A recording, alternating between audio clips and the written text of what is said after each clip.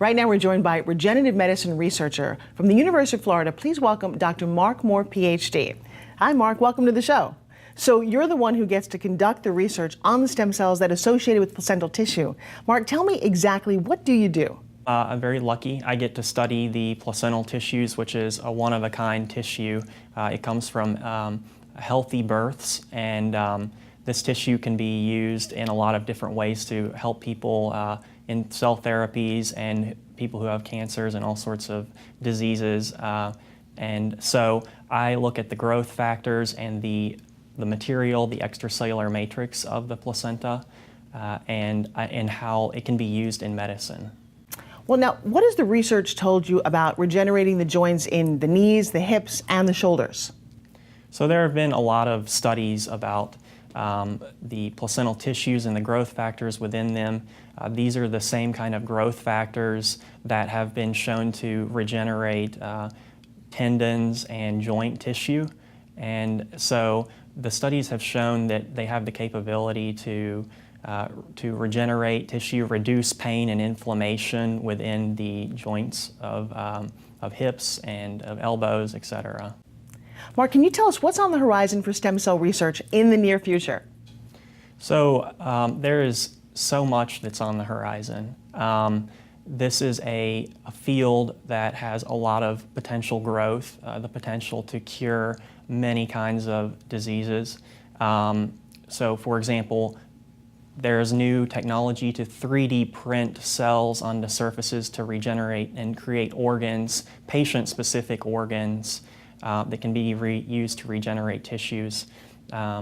These cells can be used, and these tissues can be used for cancer therapies as well, and there's many studies currently ongoing to analyze those kinds of therapies. Well, that's pretty cool. Now, how long do you feel that these advances are from reality here in the United States?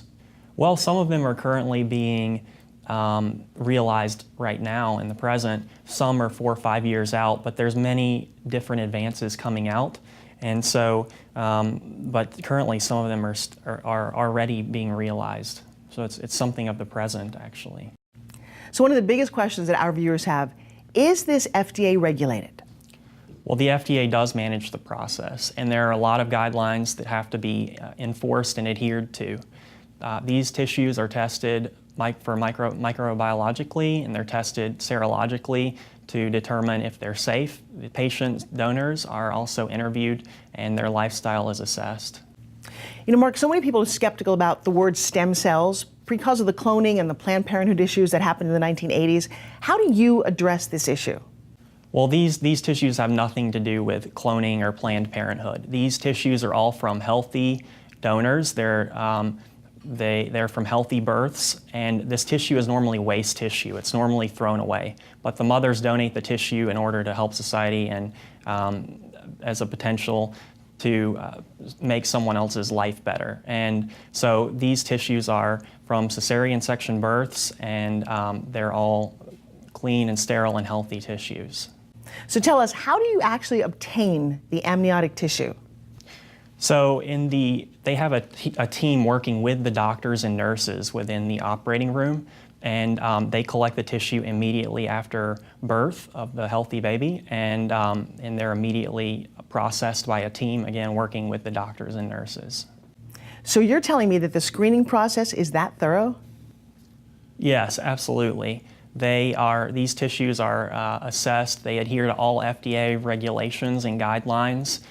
They're incredibly safe, and they're harvested in a sterile, in nearly sterile environment. And so yes, they're very safe. Now, we talked about the donation process. So once a woman has a C-section, exactly what happens? Yeah, so once they have a C-section, again, the nurses and doctors are, after they deliver the healthy baby, a team of technicians is standing right beside in order to collect the tissue. And so the tissue is then processed, and it's assessed to make sure that it's a healthy tissue and good to be used to make the amniotic tissue-based products. So let's get into some details. You have the placenta in your processing lab. Can you explain the process of getting it to the point of being able to use in patients? So the tissue is first assessed to make sure that microbiologically and serologically the tissue is safe and healthy. It's a good donation that we've received, no reason to reject the tissue. And then the tissue goes through some sort of proprietary processing. But in general, the goal of these processing treatments is to maintain the natural characteristics of the tissue. You don't want to recreate Mother Nature. This tissue is an amazing tissue with capabilities of curing disease. And so the goal of these processing techniques is always to preserve its natural molecular structure. So how much testing is done to make sure that it's safe? These tissues have been used for over 100 years. One of the first uses of them was in Johns Hopkins University in 1910. They were used to cure burns, and they have had decades-old research to show that they're safe, effective for healing all sorts of tissues. And so now they've been used in ocular uses. They've been shown to stimulate nerve cell growth. So they have a lot more potential that hasn't been tapped yet. Mark, can you share with me why it's important to keep the tissue at minus 80 degrees? Yeah, so the cold temperature is very important. The faster that these tissues are put into the negative 80 extreme cold, the more that the molecules are preserved. Again, the goal here is to try to keep the natural molecular structure of the tissue and the growth factors. And so putting them at negative 80 preserves those molecular structures. Heat degrades molecules. And so putting them at negative 80 keeps their structure and keeps the tissues in its natural state so it can heal the most. You know, Mark, this is one of the most important things I've heard, that there have been over 300,000 treatments and not one reported side effect. Is that true, and can you tell me why?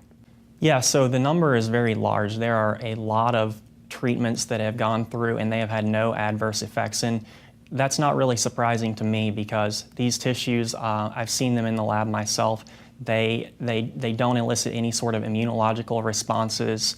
And so they're really amazing tissues. There's nothing quite like them. Other tissues that comes from cadavers or artificially made biomaterials, they just lack the natural complexity of these tissues, which has this amazing regenerative ability. So the FDA has guidelines. It's safe, it's ethical, and we've heard from so many patients how well this procedure works. Can you tell me what other applications is this tissue used for? So this tissue is used for ocular regeneration of the eye. It's also used for healing diabetic foot ulcers. And there are many, many other uses that are currently being explored. Doctors have done many exploratory surgeries to show these are capable of healing tissues all throughout the body. And there are many clinical trials currently underway that can be seen at clinicaltrials.gov. So many, many specializations from orthopedic, cardiovascular, neurological, et cetera. Well, Mark, I want to thank you so much for sharing your time today. I'm sure that you're very busy at the University of Florida doing the research, but is there anything else before I let you go that you would like to share with us? So I know the story of one truck driver who had osteomyelitis of his toe. Basically, his bone was, his joint was severely degraded and he had an infection, and so it was about to lead to amputation of his toe. So he had an injection of a flowable amniotic membrane, which saved his toe.